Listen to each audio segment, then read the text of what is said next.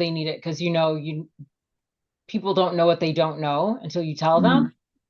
And so it's awesome once a piece of information like that comes up and you're like, I've never even thought of it from that perspective. awesome. Okay, let's see. So I am going to go ahead and invite everyone in. Awesome. Hello, hello, everybody. Happy Tuesday.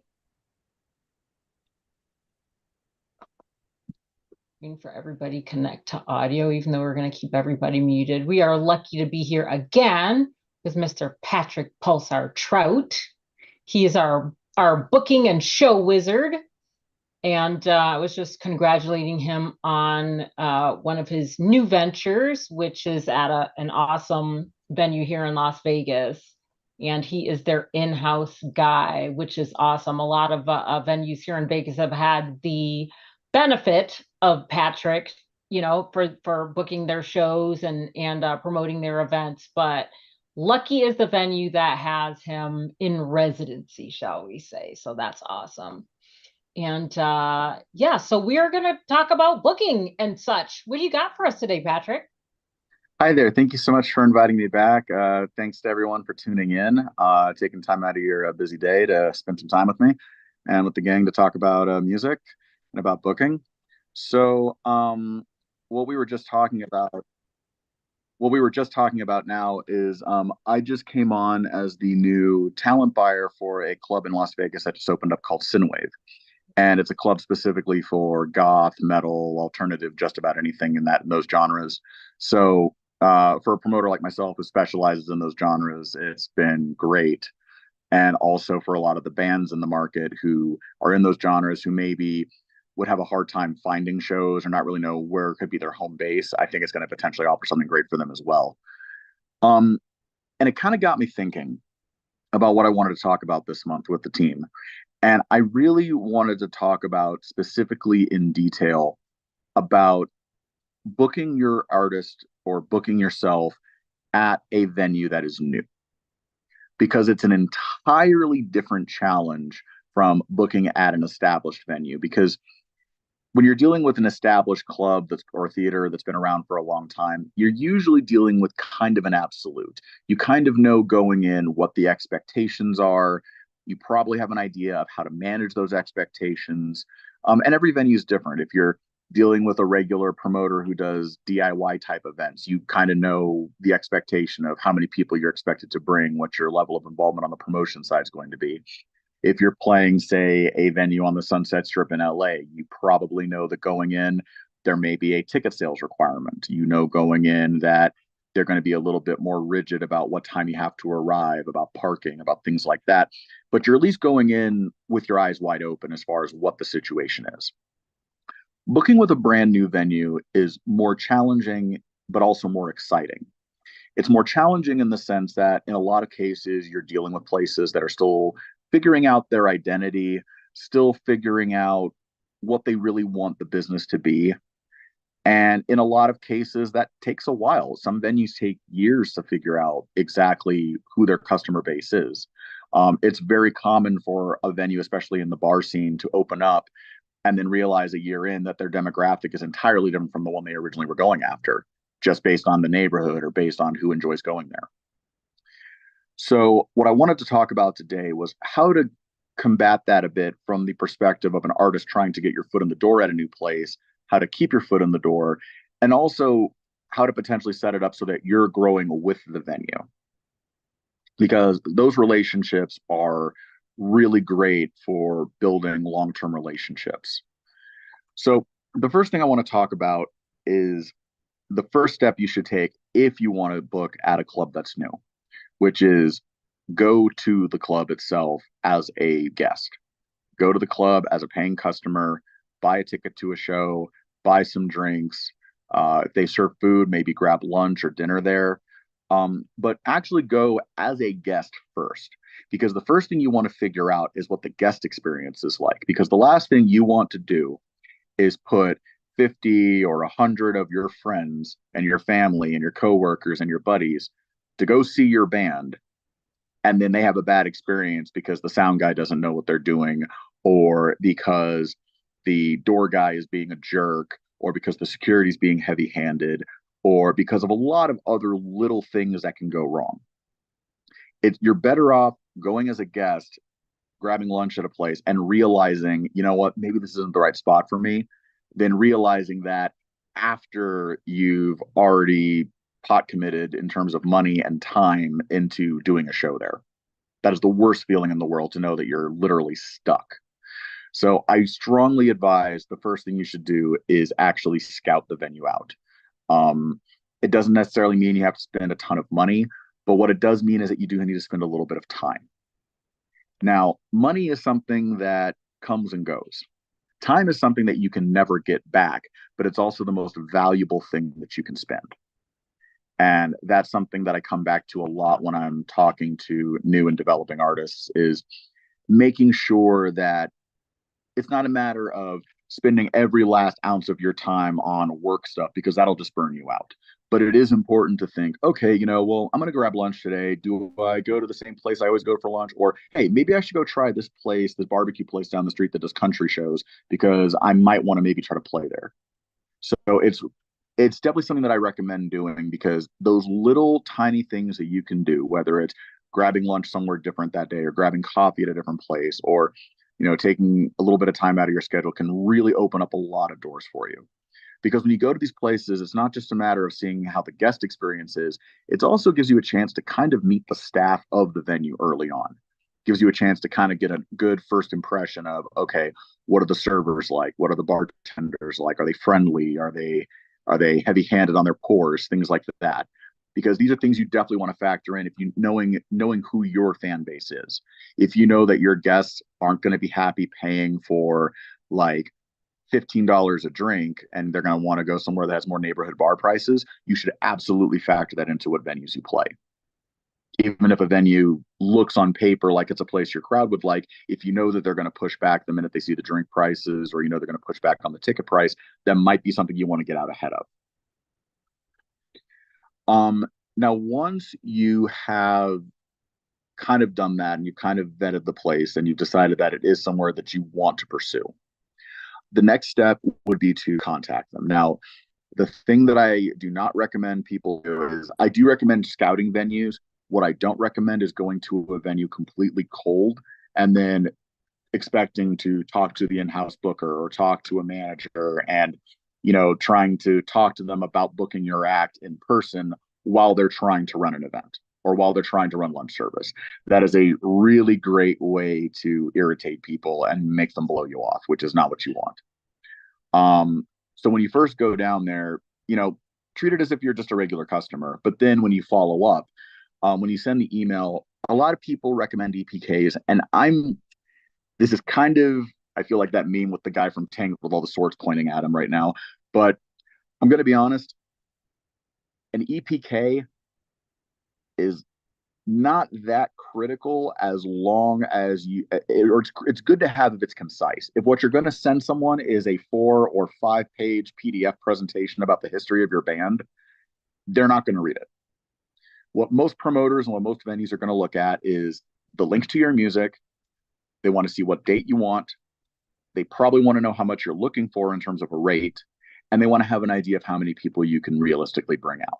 So those are the main things that need to be in the body of your booking email or in the body of your EPK. If you can make your EPK all one page, that is absolutely ideal. Promo picture, link to your music, contact information, a brief history of like maybe who you played with or what venues you played at, and a link to, if you can attach a link to your production stuff like your stage plot and your input list, which I will come back to in a minute. Those are really valuable things for a venue to have. I know that it's very tempting and visually aesthetically pleasing to have like this big, huge, drawn out bio or this very intricate EPK, but you have to consider the fact that most of the agents and the promoters who are seeing that are seeing several dozen, if not 100 emails like that a day. So even if it looks interesting, if it's too long or it's too complicated, they're probably not going to take the time to read through all of it. So you're better off dealing in bullet points when it comes to that sort of thing. And Another thing I want to touch base on with this is I mentioned, an estimate of your draw. It is very important that you be honest in here. The thing with the whole fake it till you make it thing is just that, a myth. It does not work like that. Basically, in this industry, you get to lie to people one time.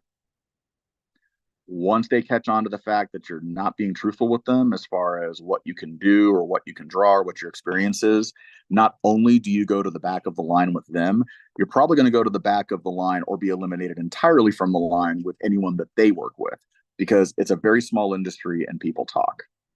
So you're better off coming correct and saying, hey, I'm a new artist. Realistically, I'm probably going to bring 10 or 15 people by myself. But if you have something that I would fit on, I would get opportunity and I would love the ability to prove what I can do. As a promoter, I can tell you that if an artist comes to me that way and is honest with me about the fact that they're new, it is not a deal breaker on me booking them. What it does tell me is that I need to be realistic about what they can do on their own. And I need to factor that into what I book them on so that I'm booking them on something that is beneficial. Because here's the thing, it doesn't benefit me at all to book them on a show where no one shows up, because as a promoter, that affects me too. I have no interest in wasting anyone's time, not the artist, not the bands, not the venue, not the staff. So I'm looking at it every time from the perspective of people's time is value. So I Exactly. have to make sure that I'm bringing people events that, are going to pay the bills, but I also want to make sure that I'm giving artist events access to events that are going to be actual opportunities to move up for them or opportunities to grow and expand, not just, hey, fill this random slot because I couldn't find someone to play it.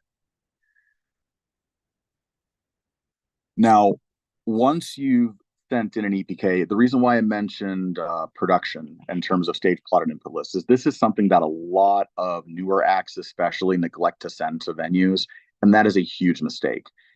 Even if you're a fairly new act, you definitely want to put together a stage plot. Now, if you're not familiar with what a stage plot is basically an overhead view that shows where your equipment is on stage. Now, there are free services that allow you to build a stage plot from scratch. I've even built them in Paint on occasion in the past, but it's definitely something you want to have because, for one thing, it manages people's expectations right out of the gate. So if you have production needs that you're not sure if a venue can match, you want to make sure they have your production info right away, because if there's anything that could potentially be a problem, whether they don't have enough power, whether they don't have room for your backline, whether they need you to share equipment, you want to know that as soon as possible so that if it is a deal breaker, you can get out of it, but also so that if it's just a matter of figuring things out logistically, you're able to get it done. It's way easier to figure out, okay, we need to find a backline drum kit and we need to let the bass player share gear. It's a lot easier to have that conversation 2 or 3 weeks out from an event than it is to have that conversation the night of the event, especially if people are territorial about their equipment. So another thing you want to get out ahead of when you're talking to new venues is you want to find out what is and is not provided, because most new venues are kind of a work in progress, especially the first year. There are going to be things that they don't realize that they need until the day of when someone asks for it. There are going to be things that they don't realize they need until 3 months of shows have gone by and they realize what's been missing. It's just kind of a natural consequence of opening any new business, but especially a business like this. So you want to find out right off the bat what they do and don't have, because again, if something isn't available, you either A, want to be able to make sure it's provided for you by yourself, or if it's something that the venue should be providing in house, you kind of want to be able to get on it and kind of call them on it so that they know too.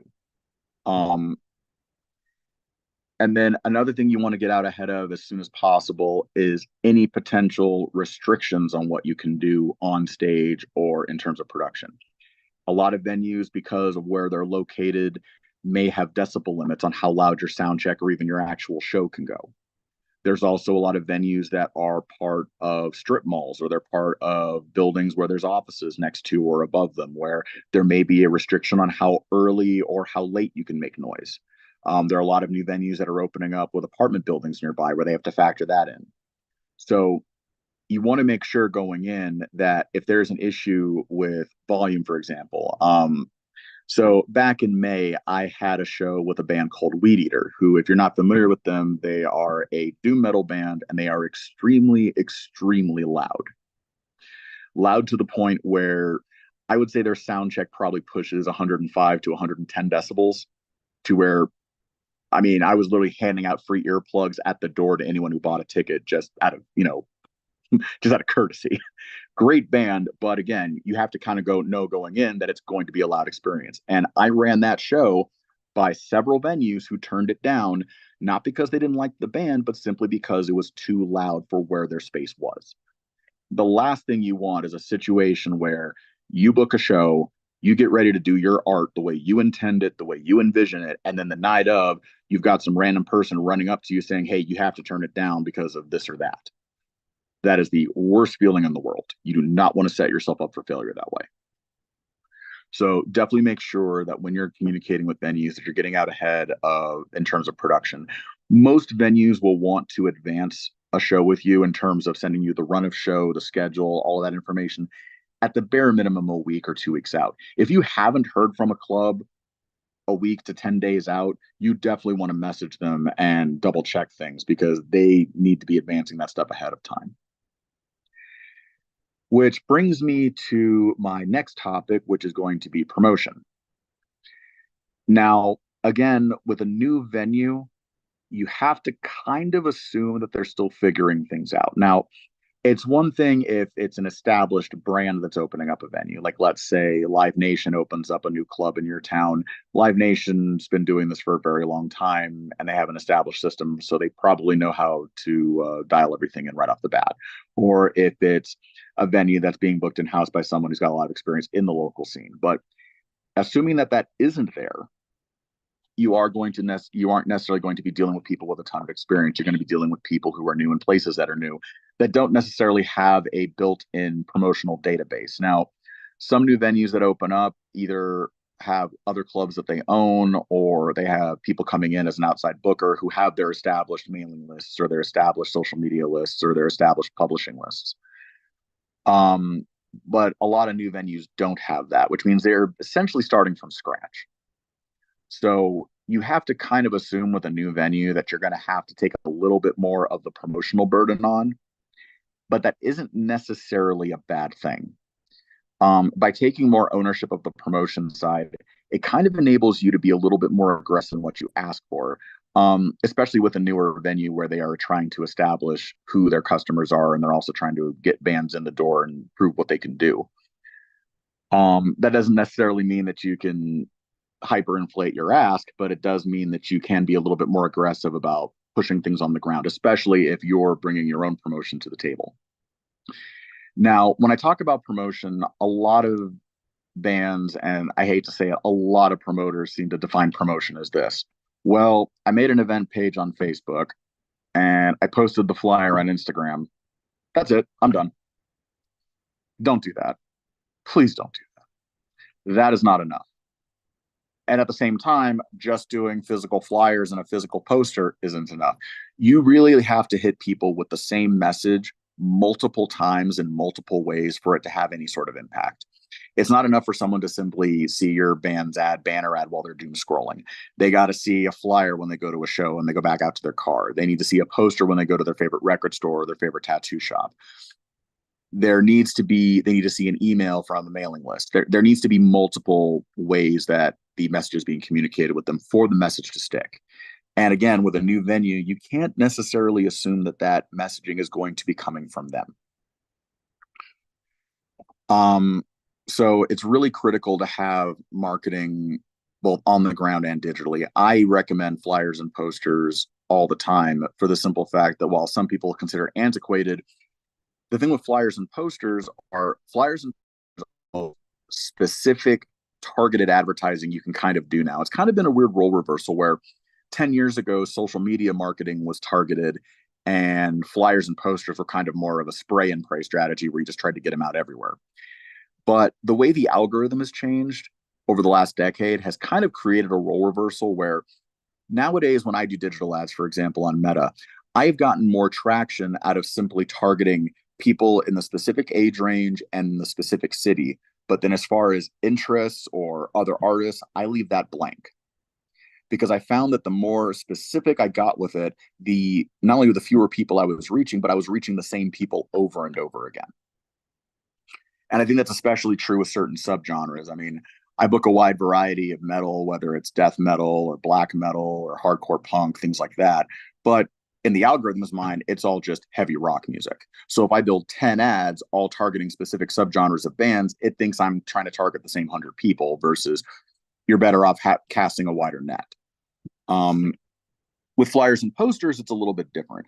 You actually don't want to take the spray and pray method. What you want to do is you want to print up enough physical flyers and posters to put out at any retail spots in town that you think would take them. If there's major streets or major intersections where you know for a fact you can post posters up without being taken down or being an issue. I recommend that as well.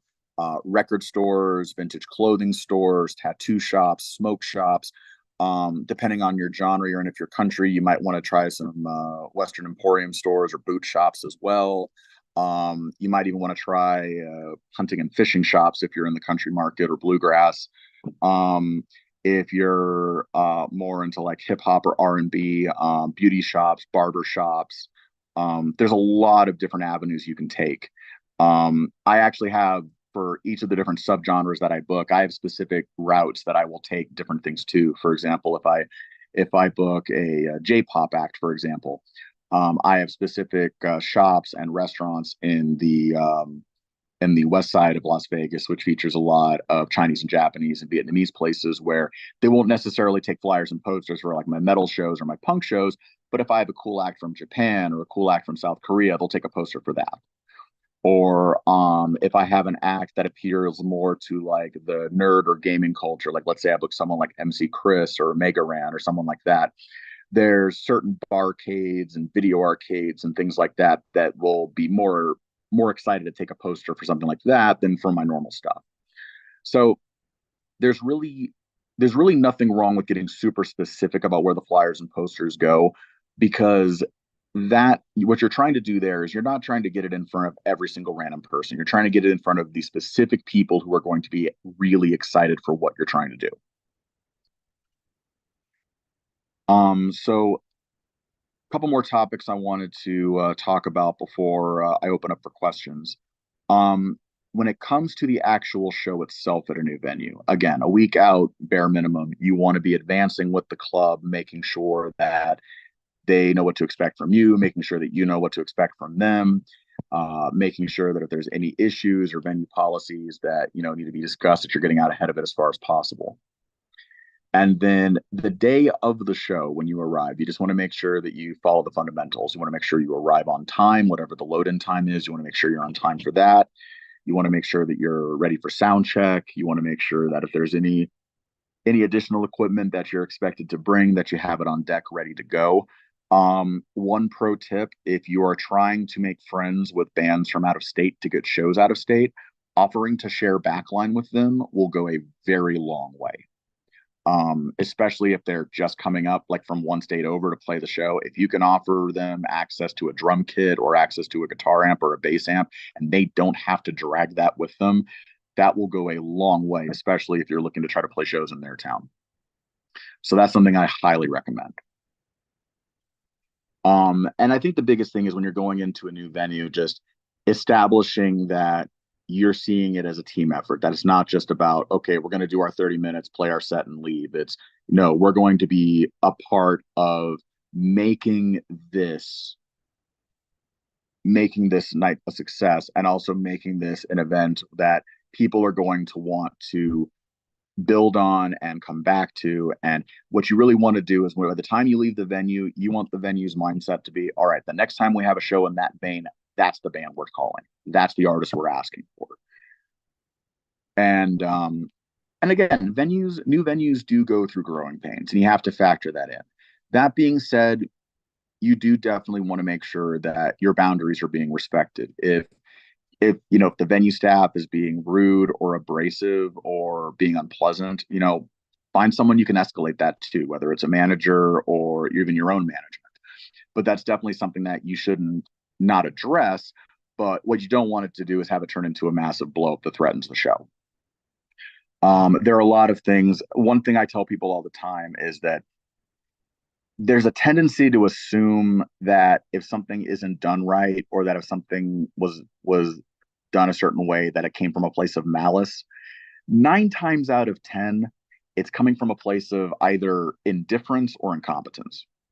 Either it's somebody making a mistake because they genuinely don't know better and didn't realize they were making a mistake, or they had 20 other things they were trying to do at the same time, or it comes from a place of indifference where they just didn't see it as a big deal because it wasn't important to them in the moment. Now, of all of these things, probably incompetence is the easiest thing to fix. It's just a matter of showing somebody how to do something properly or just re-educating them. Indifference is a lot harder to deal with because then you're dealing with someone who's just not caring about the job. And the problem is there's a trickle down economics to this, where if the sound guy's having a bad day, that can affect your set, which can affect people's perception of you as an artist. So if it's coming from a place of someone simply not knowing how to do something, you want to be as diplomatic as you can within reason. If it's coming from a place of indifference, you still want to be diplomatic, but you want to be considerably more assertive with whoever's in charge about the fact that this can't happen. If it is genuinely coming from a place of malice, and I say this is like literally a 1 in 10 situation, then at that point, to exit stage left and not go back. Again, like I said, you definitely want to establish your boundaries, but you also have to don't assume that an issue or a mistake is coming from a place of mean-spiritedness until someone removes all doubt. And also, there's quite frankly a lot of things that can escalate into full-blown arguments that simply pulling someone aside or pulling two people aside and sitting them down both with a beer and talking it out for 5 minutes can resolve. You can get a lot more done with a beer summit. So with that all being said, when you've had an event play out, the you don't want to simply have it be a thing where you play a show and then you don't talk to the venue for another 2 or 3 months until it's time for another show that you want to play. You absolutely want to follow up.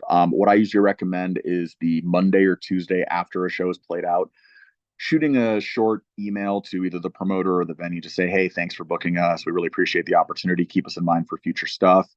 That goes a long way in keeping yourself fresh in the mind of the promoter, because a lot of venues and promoters, it's even double jeopardy if a venue doesn't have a promoter in house, which a lot of venues don't anymore. A lot of venues simply four-wall their room to outside promoters or anyone looking to rent the room. So you don't have that person on the ground really vetting everything and building the relationships. So you have to constantly be reminding them of who you are, even if you do well.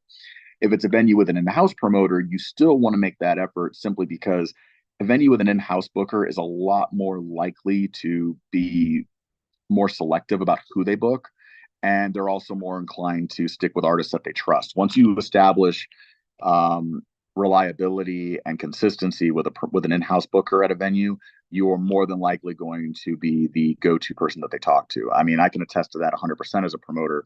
If I book a death metal show, there's about 4 or 5 bands that are on my immediate call list locally. If I book a punk show, same thing. If I book an indie rock or an alternative show, same thing. And that comes from years of building relationships and keeping my ear to the ground. But it's also it's also really important to establish those relationships early on, because again, promoters can kind of get set in their ways. And one of the complaints I hear a lot about promoters and venues in general is that, well, they always book the same X amount of local bands. Well, in some cases, that can be attributed to laziness for sure. But in a lot of cases, it's simply that they got tired of being burned multiple times and they found 2 or 3 or 4 acts that were consistent for them. So they stick with them because they know with them, they know exactly what they're getting. And you want to be one of those bands in the eyes of a venue or a promoter, one of those bands that they know they can come to when they need someone reliable. And then as your band gains momentum and as your band gains draw, then the role kind of reverses, where they're coming to you and you're deciding on a case by case basis what makes sense for you. So with those basic topics touched on, I was gonna open it up to questions because it kind of looks like we actually had a lot coming in right off the bat. Yeah. which is awesome. Some of them I was able to answer. I dropped your info in the chat quite a bit, Patrick. Awesome. Everybody wanted to see where your page was and what you were up to. Specifically, Melanie had a question, had a comment. Actually, I'm going to unmute you, Melanie, if it's okay. And Melanie had said, I had such a shit booking agent when I went back east. So unprofessional. And I just wondered, like, what that experience was and what you felt you learned about it and what Patrick thought about that situation. Yes, yes. Thank you so much. Okay, so I'm big on using my platform for good. Like I'm big on raising money for the vets, the opioid crisis, autism. I have a few things on my heart. I try to use my creativity and my talents for, good. It just makes sense for me. And so I went back home because I worked a lot with the radio back there and wanted to go clean up the city because I have a big Facebook following and I was listening to what was going on in the city. So I went and I got on the radio and I talked to them and I found a booking agent. But I mean, when I did this show, it was just very disrespectful the way it happened. One of the guys who did the sound check was half drunk. Like it was just absolutely disrespectful. And I was like, look, no offense, but I have so many big people in our country and people behind me that I was asking for more of a respect so I could do more for people. And I just don't like how much, because me and the people I know, like 8-time Grammy Award winning Malik Yousef, that man has set so many people up for Grammys, for success, to make sure people eat and can be fed. And so for me, this is a job like anything else. It's great if you're talented, but there's so much talent out there. So I appreciate the logical side of what Patrick is saying. When I first started in this industry, I would print out the flyers and go to somebody. I was, I didn't have a following yet. I would go to like a parking lot where someone has a big concert and I would go put my flyer for my show on everybody's car and be like, come, come, Right. come, come hang out, come see. So I think there's a lot of heart and emotional intelligence that has to be in this. And I appreciate you, Patrick, for everything you said because it's it's a lot, you know what I mean? And it's a movement if you're really doing it to a big level. And like you said, knowing the venues in which you can do what you can do. I sat with my friend. He does production, and he's like, in a stadium you can pull this off, in this you can pull this off, in this type of venue you can pull this off, because I wanted him to wrap my mind around what can really be done. Like you said, people have noise compliances, etc. Like it's good for artists to know that. And he gave me feedback about artists. He said most artists get thrown on and it's just kind of like they don't really know the logistics of everything like that. So I appreciate everything you said, but my experience in this industry has been both wonderful and when I started out it was terrible. So for me, I told Shondell I'm trying to create a safer space with legit people like yourself who really care to educate and make sure we're doing our job properly as the artist too, because sometimes the artist just feels like, oh, I'm a rock star, do whatever for me, and I'm like, that's kind of dicey, that's not cool. No, absolutely. And I really appreciate your insight on this. And I absolutely commend you for going about this the right way and also being in this for the right reasons. Thank you, thank you. There's a I didn't lot of take the easy people, way. yeah, there's a lot of people who will, say they're for causes because they want to impress the right people or because they want to, put on airs and then they don't follow through. And people like you who actually walk the walk really Yeah, stand out, and it makes a thank you. huge impact on your individual community, but really people like you set the example, and that's what we need. I really, really appreciate you saying that. I was doing those things before I was anyone. Like, so for me, I've always been that person. And I know Hmm. people who are that person. And I love lifting artists up like that as well. Thank you guys. Absolutely. Melanie. um Mhm. one thing I did want to touch up on that you said too was that when it comes to dealing with venues and stuff, it's like I always hear venues and promoters complain about, how, oh, I'm sick of dealing with these hobby bands who have this attitude of, well, I just want to play. And I can understand that frustration, and it certainly is something that weighs on me from time to time. Mhm. But the thing that I find myself coming back to is there's also a lot of venues and bars who basically run themselves the exact same way, where it's like they don't treat it like a business, they treat it like a fun hobby until it's time to pay people or until it's time to actually take Mm-hmm. ownership of something. And then and then all of a sudden it's all business. But then it's all business when it's time for them to get paid. But then the Mhm. rest of the time they want to act like, oh, it's just fun, we're a family. And it's just like, I Oh wouldn't God, tolerate that yeah. from a small business, so why would I tolerate it from a club? Right, Right. right. Shondell, you sounded like you were saying something. No, that was just me cutting in and agreeing with you guys. What one question I wanted to ask is if you then got a new agent after that shit agent, or if you decided to do like a lot of it yourself first before you got another agent. Well, I've done a lot of the stuff myself. I ended up going through some crazy. I have a crazy story. I have a crazy life story. People want to like write a book at this point about it. So I'm like, do a movie. I'm like, all right, guys, let's figure this out. We need that But book. my, I swear to God, I'll get someone to write it. I can't. I write songs. I don't write in English properly because I also speak French a little bit. So, Yeah. so whatever. I know what I can do and what I can't do. So hopefully that'll come out and I can create a new lane for people who, don't have nepotism, and all due respect to people who do have nepotism. I'm not hating. It's just I've been walked on set. I've been walked into places, and then I know what it's like to feel like the little person and struggle too. So like I understand the difference in the dynamic there. Um, but let me not get too far off subject.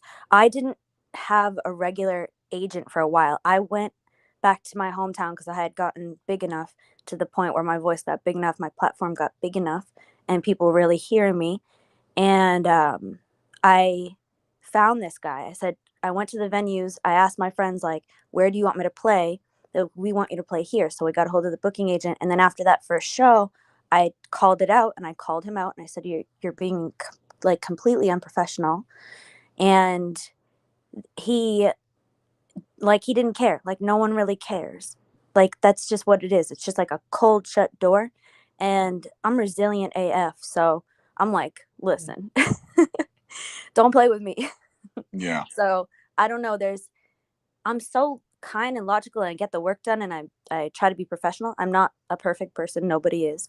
But I really didn't understand how I could raise so much money for all these causes and help people, and people disrespected that. That's something I definitely think that needs to change in our industry in general. 100% it does. And I think it's definitely double jeopardy, especially for women in the industry. Like you're already Yeah. dealing with, another entire level of just, people disrespecting you that, is Yeah. way too complicated for me to even get into. Oh yeah. Um, I mean, I will say that I do think that there's definitely been some turnaround in the sense of that, and some True. pushback, which is definitely long overdue. Hmm. But you're absolutely right. There's a lot of bad actors out there who don't really see artists as people to build with. They just see them as interchangeable spokes on the wheel, the same way a lot of companies see employees as interchangeable spokes on the wheels. And the artist manager relationship should never feel like you're their employee. If that starts feeling that way, that's always a red flag to get out. Yeah, facts. I have an incredible manager, but as far as like agents, even on the acting side of life, I act, I sing, I model, all that stuff. So even on that side, I will go directly to the casting director. Like, I'm not shy about my career at all. I had an ex-boyfriend who ended up being a very narcissistic human, but when we pulled off our tour in the UK, the way we did it was I ended up getting an angel investment, or I don't know, some people like to call it hush money, because I was in a bad situation with an abusive manager and a billionaire. And so I had a weird, the way I started was so weird, but once I had control of my artistry, my brand and everything, it started going much faster and people were like, "Oh, shoot, like she's not the problem." But everybody tried to make me look like the problem. I was like, "I'm not the problem. I get the work done. I do right by people. I take accountability and responsibility for the things that are mistakes, and I keep moving forward." And I've been that person the whole time. So I think that's why people definitely, I don't want to say the F word, but they F with me. No, I mean, people recognize authenticity, Yeah. and the thing that I think a lot of people don't factor in is that people value authenticity and people see right through BS. That's so Um, true. It's so true. and Even the people who people who try to get the quick grab, they're gone now. Like the Oh yeah, people who, no, yeah, they're gone. the grifters. I mean, people can smell a phony from a mile away. You might get away with it once or twice, but once people catch on, you're toast. Oh yeah. Oh yeah, for sure. Especially in an industry this small where literally everyone talks. Yeah, for sure. Yeah, it is really small. I ended up there were girls coming to me like, "How do we do business safer with men?" I was like, "Why is that even a question?" So I met up with Gary V. I went down to Gary V came to LA and I was like, "What do we do?" He's like, "Keep talking about this with the good people." I was like, "Okay, yes, sir." No, So, that's, I mean, and I seriously, as someone in the industry, apologize that that's even like a question that even has to be asked in 2024. That really gets to me. I mean, amen. So holler at me. I'd love to work with some good people. Shondell, you seem incredible. Thank I would love to work with you guys. So let me know. Yeah, I'll shoot over an email to follow up. Thank you. Thank you so much. Absolutely. Thanks for sharing all that with us, Melody. I think that the person who told you to keep talking about it with good people, Yeah, they hit the nail dead on the head. The bad actors are not people who want to change. And so they're not going to change, but they'll fall off if you keep talking about it with good people and more people like you continue to get ahead. And the fact that you are out to create safer spaces for creativity is a huge deal. It's a huge deal on whatever it scale you really is. end up doing it on. If you help one person, it's amazing. If you help all of the people, it's amazing. But just even wanting to do it is amazing. So you're welcome. Does anybody else have questions for Patrick? At all about booking at all? I'm assuming everybody on here is either booking their shows or putting their shows together or thinking about if they're ready to book a show or not.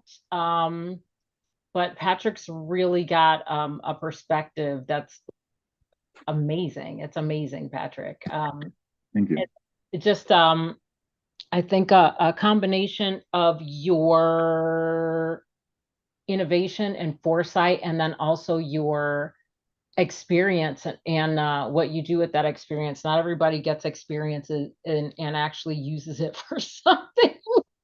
Sometimes Well, it's like, well, that's a thing that happened one time. no, for sure. I think one thing that it definitely affects my decision making when it comes to booking and when it comes to how I deal with bands is the fact that I was in a touring band. From 2006 to 2013, I was in a touring band full time that got signed in 2010. I was, and then I spent some time in a band after that. So I've done both the local music scene grind, where the objective is just playing good shows, and I've done the touring band grind of trying to build and expand. And I've done it with and without label support. So, and I've done it with and without a booking agent, with and without artist management. So I've seen stuff from a lot of different angles where there are times where I've had venues or promoters be like, oh, well, the band's asking for this. It's unreasonable. And I'm like, no, it's actually not, because they need this sort of thing, or because, well, no, this is a basic thing you need to do for a band. And then there's also been times on the flip side where I've looked at a request that a band was making and I had to go back to them and be like, guys, look, this isn't a reasonable request considering the venue you're playing, or considering the date, or considering the asking price. And being able to see it from multiple angles, but also kind of knowing it's one thing to see a problem from multiple sides. It's another thing to know how to communicate that to each of those sides in a way where you're not, just telling people what they want to hear, but you're actually moving towards a solution. I mean, the thing is, like, you can BS anybody at any time once or twice and they'll be fine until they're not. That's never what I'm trying to do with people. What I would much rather go to someone and be direct and say, hey, these guys aren't happy with this. I think it's a problem. Here's what we can do about it. Or, hey, these guys aren't happy about this, but I know and that we're in the right on this. So let's figure out how to talk to them about it. Those those are things that I think really just come with, hands-on experience. And it's good, especially for new and up and coming artists, I think, to, get out ahead of these situations early on. You're better off having to navigate issues like this early than having to do it late. Like, the last thing you want to do is be learning how to do this stuff after you signed a record deal, or after you're on the road, or after you signed a management deal. Like, having to learn this stuff in hindsight is way more difficult. For sure, for sure. No one's got questions. Come on, guys. I know you have questions. You know how I know you guys have questions because we jumped on here today to see what we were talking about. Pat's laughing at Well, me. how about this? I'm actually kind of I was gonna ask you this, Shondell, but also if anyone else wants to answer this. When you play a new venue or a new club, what are things that you find yourself kind of looking out for, or things that will make you definitely want to come back or not want to come back to a place? Are there any like particular like pet peeves you have, or Yeah. particular like microaggressions or things you look for? Yes. Yes. I have a list. But you guys drop your stuff in the chat while I'm yapping. The very first thing for me is sound because I need a good performance. And when I say sound, I mean specifically from the standpoint of being a woman and a singer operating in this industry. I'm not always spoken to as if I know what's going on. First of all, from being a singer, and then I'm a woman on top of it. But I, always give everybody the benefit of the doubt. So I always look at it. I'm like, it can't be because I'm female. Just can't be that. Definitely, it's because I'm a singer. I'm one of those whiny old singers that doesn't know what they need, and they just can never, no matter how loud you turn it up, they can't hear themselves and all that kind of stuff. So if I go into a venue and the sound person is dismissive, um, or they seem to have fixed things, but they didn't really fix them, because I've been aware of that too. And then I've even had people tell me straight out, like there's a one venue here in town that I won't work at because I asked the sound person to turn me up in my ear. When I say in my ear, I mean in my in-ear monitor that is attached to my body and jammed into my ear. So there is no one else that this affects at all except me. And I asked to please be turned up in there. And the sound person told me that he would not turn me up in there. He doesn't like to turn singers up in there because they sing softer if you turn them up in there. And I was like, of course they do. Of course they do. That's what they're supposed to do. Yeah, you're not supposed to be screaming at the top of your lungs. Intensity and volume, that's the thing that gets me, because sound guys are really supposed to be very scientific about sound. Like, we go to school for this, we get a certificate, especially in Las Vegas. A lot of us join the Sound and Lighting Workers Union, and so it is a very scientific, as much as it is also an art. And the thing is, there is a difference between volume and intensity. Yep. You turning me down in my ear doesn't mean I'm not going to sing hard. It means I'm not going to sing hard in places where I'm not supposed to sing hard. I'm not going to sing hard if I'm singing an Ariana Grande song, but if you give me an Aretha song, or a Joan Jett song, I will sing hard, but not loud. That is not supposed to be a thing. This thing doesn't. You guys have been on the Hook, Line, and Singer channel with me. This thing doesn't plug in. It doesn't have batteries, and I can't change the strings on it. So that's number one for me, believe it or not. The second thing is the whoever is in charge of the events at the venue.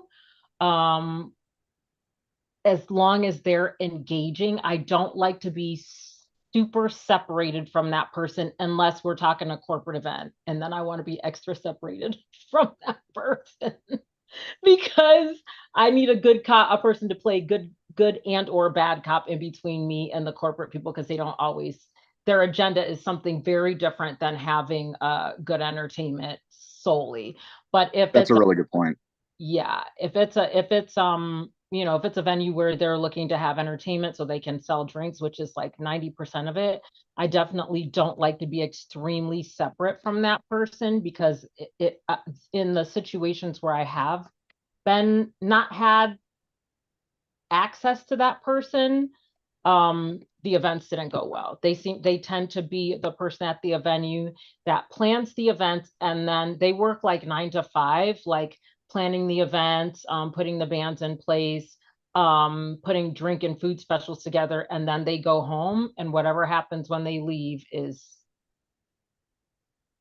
whatever. And let me tell you exactly what happens when that happens. Whatever happens. So Yep. those are my two that are really, really important. And then the third thing, and arguably this could be one of the most important because this is why venues have entertainment. But the third thing is I hate when they have bad service for their guests, like bad food and drink service, because then you could literally stand on your head and ride a unicycle while you sing the Star Spangled Banner, and no one's going to want to come back because they were thirsty the whole time. Yeah. No, that's a really good point, and that's something that I think a lot of people don't factor in, and that's why I always recommend checking a venue out first as a paying guest before you go, because you want to know what the experience is like just as a regular person. Because the problem is, if you go in there as a band, like let's say for the sake of argument, your band's fairly well known. If you go in there, you're going to get treated differently necessarily than how you would if you were just a regular person coming off the street. Yeah. And that's exactly, I mean, like there have been times where, like, if I want to check out a new venue in Vegas, I purposely do that. I'll purposely go just incognito and just, go in and grab lunch or something to check it out. Because if I tell them, hey, I'm coming down to scout the room, they're going to be saying, oh, well, promoter's coming, we should, do this or that, as opposed to it being like, I want to actually just see how it is on a regular day. Yeah, that makes a lot of sense before even thinking to introduce yourself at all for any reason. But yeah, those are my big no-nos. Conversely, if those things are all in place and or somebody's a venue is amazing at it, then it's great. I mean, I guess if when we're talking about agents, because that's something else. If you're booking through an agent, then I expect my agent to take care of me. I mean, I also am in a different game, than a lot of you guys. I am playing a lot of covers, mostly covers. So, when it comes to an agent, there's a little bit of managering that I like to have done between me and the venue. Like, I recently DJ'd a venue, and when I say venue, I mean a pool. And it is very hot in Las Vegas, like all of the time, but especially this year. And that day it was 109. Equipment dies in the heat, you guys know that. And my equipment froze up, and it's fairly new equipment. Like I've only had it maybe 8 months, right? And so, I had to, of course, make the announcement that I'm having some technical difficulties. I'm sorry, I got to restart. I got to let the thing cool off. And of course, because there was an issue, and somebody probably even at the bar, because when you're new entertainment, like the grass has ears, right? Somebody at the bar probably called and said, hey, this chick doesn't have any music playing or whatever. And immediately, like 5 seconds later, there was sound crew out there, and the sound crew was like, "What's going on?" And the person, not the agent, but the producer of the event said, "Oh, it's probably just too hot." And I said, "I guarantee you, it's because it's too hot." And one of the sound people said, "Well, they didn't bring you the air conditioner." I was like, "What? You guys have an air conditioner?" Because I don't know if you guys know, but a lot of venues that are outside do have tiny air conditioners. As you're going to sweat your balls off, but your equipment at least is just cool enough to not break, so you can have it to use it for something else. And I said, oh my gosh, no. I said, I still got 2 hours left. Can you bring it? So this doesn't happen to you guys again. And the producer of the event said, oh no, don't worry about it. And I said, I had to actually interrupt and be like, actually, I need this equipment for more events because it's how I eat. So if you Yeah. guys can get that, that is a situation where that producer, right, really should have said, hey, oh my gosh, I didn't know you guys didn't have, that you guys had that available. Can I help you go get it? I never did get it because the head sound person was working in the showroom and all kinds of stuff. But it's, I am also working weekly at another pool, and there is always an air conditioner out there. There is always drinks out there. They refurbish the drinks all the time. The manager of the pool is always coming out checking to make sure that we're good and we're not like literally not dying out there, right? Because there's a full staff out there of like waiters and waitresses and, you know, lifeguards and everybody. And you got to make sure they're literally not out there dying of heat. And, but everything that's taken care of on the stage is taken care of by my agent, who is also acting like a manager. So for me at my level, where I'm probably not going to get to the point where I need a manager, I can probably handle it all myself. My agent had, for me in certain situations, needs to act like a manager that way and just be super courteous. But that's all. I like to make the difference because I know some people don't really know the difference between like what an agent should be doing and a manager should be doing, and the difference between like a promoter or if you're dealing straight with the venue or what have we. No, that's a really good point. I think a lot of one thing that I know I run into a lot is most people 9 times out of 10 aren't aware or really care who the promoter on a show is. They tend to think of it just as the venue or the club, which the challenge with not having an in-house booker and outsourcing all your shows is then if some outside promoter screws up, most people aren't going to think of it as, oh, well, so and so productions, screwed over this band. They're going to say the venue screwed over this band, or the venue had bad sound, or the venue did this. And it does seem like that happens a lot more now, just because so many places would rather just outsource everything. Mm. On the corporate booking side of things, you brought up a really good point, which is, I think that the double checking of what a venue has and what they need is probably 10 times as important with a corporate gig, because I think there's kind of this perception that if somebody's booking you for a corporate gig, that because it's corporate and there's more money involved, that they have some semblance of knowing what's going on. I find personally that 9 times out of 10, it's the opposite. Usually you're dealing with people who have the capital to do stuff, but do not have someone on the ground who knows how to do that stuff. In the sense of, I mean, most companies will have like an events manager or a special events person, but usually they're coming at it from the perspective of, okay, we're giving you a budget to do a thing, now do the thing. They're not thinking about the individual moving parts that go into making the thing happen. They're just thinking in terms of, well, I have the budget to do the thing, so now I'm going to do it. So you end up booking. So you'll have a client, you'll have someone say, okay, well, our client wants a national act and they got a $20,000 budget. So you go out and book a $20,000 band. Did you book the production equipment that a $20,000 band is going to need? Probably not, because you probably don't know what that is. So a week out from the show, some, corporate suit who's never been to a punk show in their life is suddenly getting sent a tech writer and they have no idea what they're looking at. Yeah. That specific thing has happened to me so many times. Athena says, are you singing as a DJ or is it playing a set of pre-made songs? Oh, so I am a singer in the traditional sense of being a singer, and then separately I have DJ gigs in the traditional, like spin music, pre-made songs, make mixes, mashups, that kind of stuff. And I also sometimes do these like DJ singer gigs. I don't like them. They definitely have to pay me a certain amount of money to do that, because I really like as a DJ to like live mix. So most DJs have sets just the way that bands have sets. Um, and I like a good set, but I also like to find out like what the people in the venue like, and then like just off the top of my head, 30 seconds before I got to bring in the next song, be playing that. And I cannot do that if I then have to find a good spot to stop, pull in a pre-made mix, and then grab a mic and go out there and sing. Sound is also very hard to manage in those situations. So I do that thing, Athena, but I don't really like doing it. But I have a price like everybody else. But the thing you're talking about, Patrick, that happened to me last year. It doesn't happen as much as it used to, but I actually got on a plane, flew to another city. I flew to Atlanta.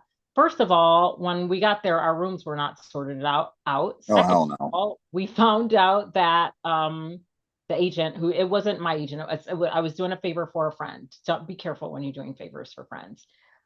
And so when an agent reaches out to me, I always vet them. It was her agent, and so I trusted her. I still trust her, but she didn't vet the agent. Mhm. And turns out that we were supposed to be each one sent $300 per day per diem, and we were each sent $200 per day per diem. Hmm. Literally took our lunch money. In addition, we got there and we had a huge tribute act. We had Aretha Franklin and Whitney Houston. Um, some members of each tribute artist band were the same and some were not. So we had like a lot of musicians on the gig and a lot of singers. And we got to the venue on the day. So we got there the night before. Our rooms were not sorted out. He had stolen our lunch money. And then we got to the venue and literally had on like gowns and makeup. And 2 hours before we were about to go on, we were like, so what time is sound check? And the lady putting on the event, she's just from some like awesome organization, right? Educational organization. And she's like, well, when is the sound equipment coming? And we were like, well, what do you mean? Oh no. So the Aretha Franklin tribute artist actually had to phone a friend in Atlanta to find somebody who was also a musician, who had a sound company to bring all of the sound equipment for a ballroom, enough sound equipment for a ballroom, with 300 guests in it. And the gentleman had to run it. And so we did not really get a sound check. We got like a 15-minute sound check for like a 14-piece band, six background singers, and two tribute artists. So it was rough. He Jeez. was amazing. He was amazing. By about 30 minutes in, we sounded amazing. However, Aretha went first, and her set is only an hour. So there's that. Mhm. And on the way back, just how fate would have it, we ended up sitting on the plane with the client, the lady from the educational organization that was like, hey, agent, get me some talent and stuff for this event. And the agent obviously never asked her about backline, about sound equipment, about a sound tech, which is like the most important. I don't care if you Yeah. got a 4-track mixer and a freaking Radio Shack mic. The person running it is the most important. And she said he never told her about any of that stuff. That's where we found out about the budget. Oh my God, when we found out what the budget was versus what we were getting paid, and that he stole our lunch money, it was crazy.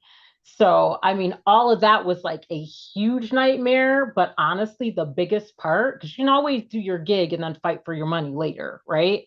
But Yeah. the scariest part was 2 hours before the event, finding somebody in a city and state where we don't even live so we can even do the gig, because a client would not, how would they know? How would they know? She was running something similar to like the United Negro College Fund. How does she know what a band needs to how would she know? Most Right. people think we get in a band. This is the real truth, guys. Most people think we get in a bus like the Muppets, like the Electric Mayhem, with all our sound equipment and all our backline, and we travel around from city to city, and we live in the bus, and we just get out and do gigs. They I wish it really was that cool. I'm totally down for that. listen. I want that life. I just don't have it. Yeah, exactly.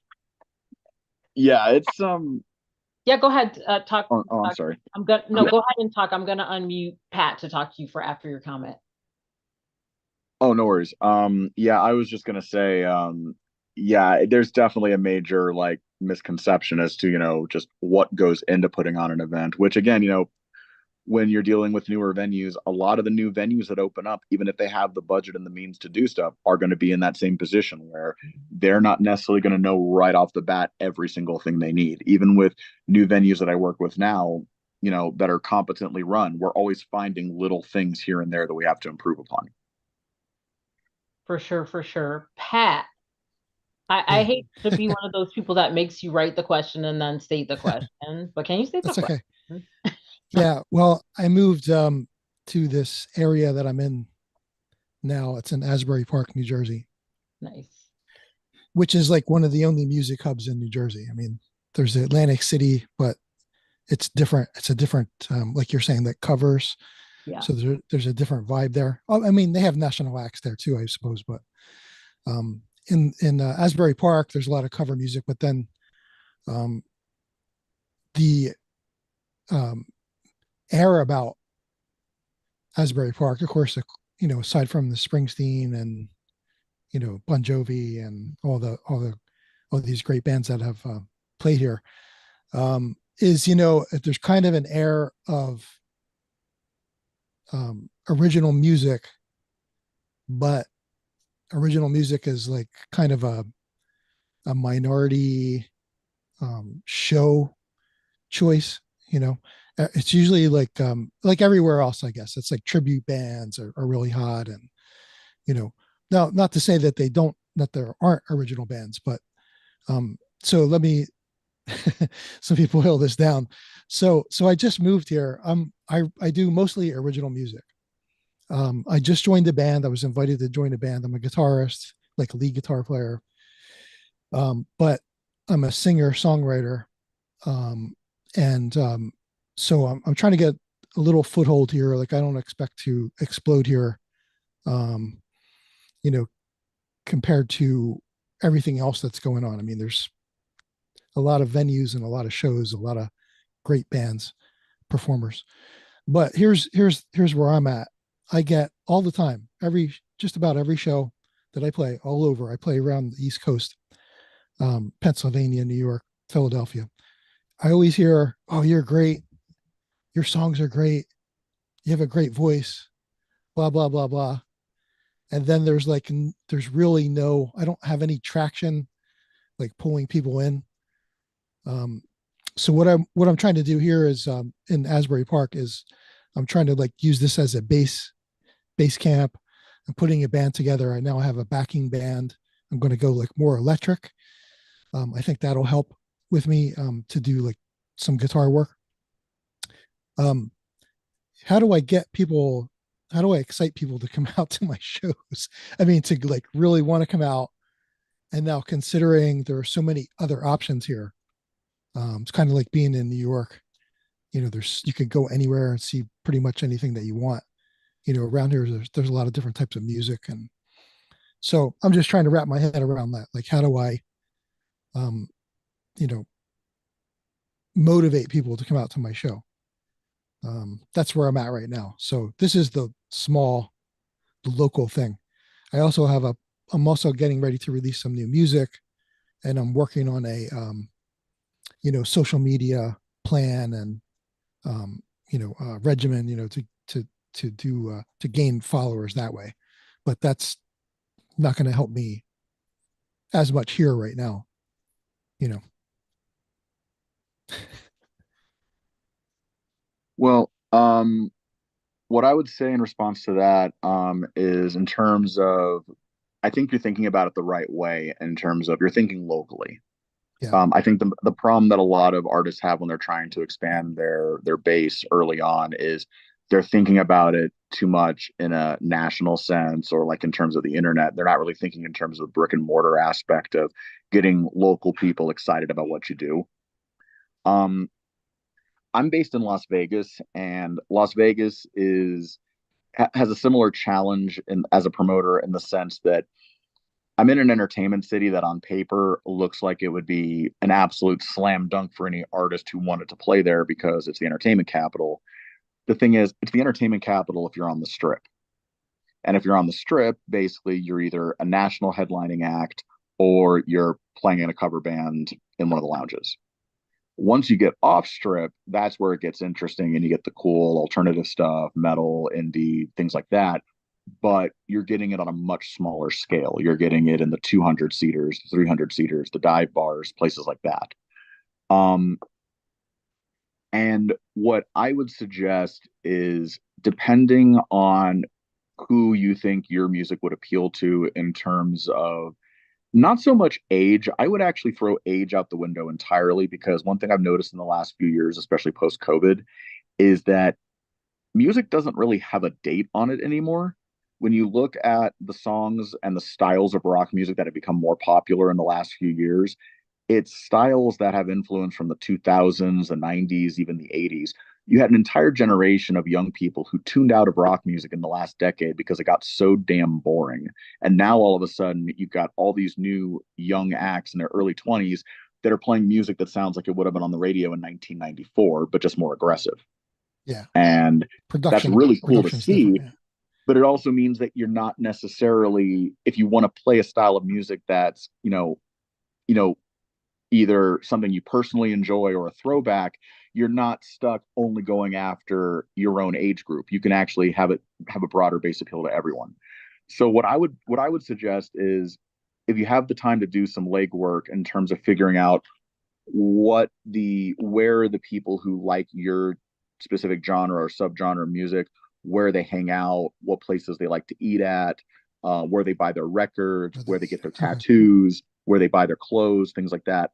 Because I think one of the easiest ways to get out from kind of over the wall is to get your marketing and your advertising in those places, in front of those people.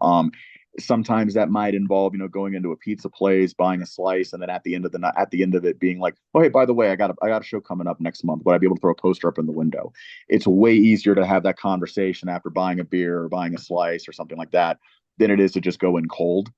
And once you've established those sort of relationships where you can come back every couple of weeks or when you have into something new, another thing also that goes a long way, I find, is, let's say for the sake of argument, you want to put your flyers up in you poster up for your next show up in a tattoo shop. See if any of the tattoo artists have like flyers that still have their or business cards. See if you can grab some of those and put them out, or put them out at your merch table when you have a show. There's a lot of little reciprocal things you can do that'll go a long way. Most artists, the first year especially, the people coming out to their show are basically people in their circle. It's people they Yeah. meet from going to shows, people they meet from being out and about, other musicians, people like that. Um, and I think that, having your name and your brand out there in some of these places, it'll go a long way in terms of, getting people excited about what you do. Also, I think it'll go a long way in terms of if you're looking for more people to get involved, whether there's playing music or helping out with things like merchandise, things like show flyer designs. Once you start building those relationships, that's where you can kind of start finding people to bring into your group, where it's like, oh, hey, I know this guy's really good at graphic design, or I know this guy's really good at running sound in a pinch. Adding people to your network piece by piece will go a long way in building that. Yeah. I mean, I've been coming out here for about 10 years, so I do have some of the aspects that you're talking about. Awesome. Kind of a network. And my music does go across the board. Like I have younger people liking it, older people liking it. That's great. Yeah, like I said, it's just a matter of like pulling that all together and getting them to put their butts in the seats. For sure. And I think that's the fact that your music appeals to both older and younger people is a real asset, because that means that you can not only, it's one thing for an artist to go to their fans and be like, hey, please spread the word about this new song. And basically all of that artist's fans are in the same demographic and the same age range. It kind of turns into a bit of an echo chamber when they're spreading it. If you've got people who are younger that like your music, they're not going to be spreading it on the same places or the same resources that an older person would. Someone my age is probably going to be more likely to share something on Facebook. Someone younger might share it on TikTok, might share it on Snapchat. So I think there's ways to kind of hit it from all angles that way. Um, One thing I used to always like doing early on when I was in DIY bands was I would kind of take the pay it forward method of like, all right, well, bring 3 of your friends. That way, instead of one person coming, it's 4. And if they like it, get them to bring 3 of their friends next time.